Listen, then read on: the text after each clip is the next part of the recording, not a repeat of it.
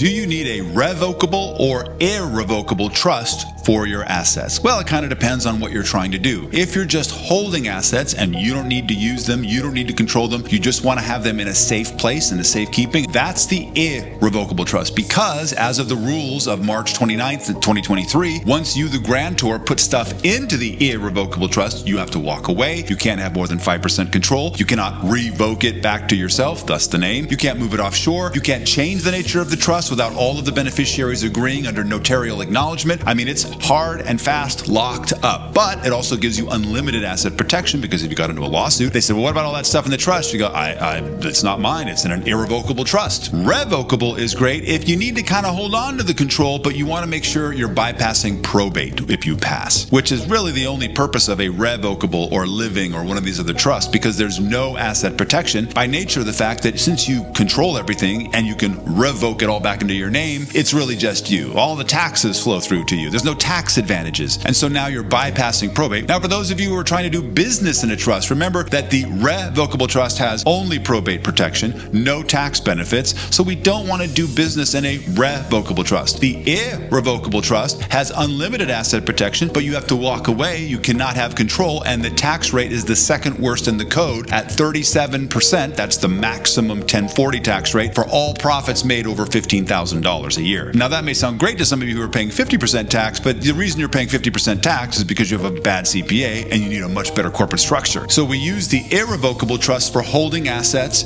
and we use the revocable trust to protect from probate. Any other need, we should not be using trusts and instead move into the corporate side.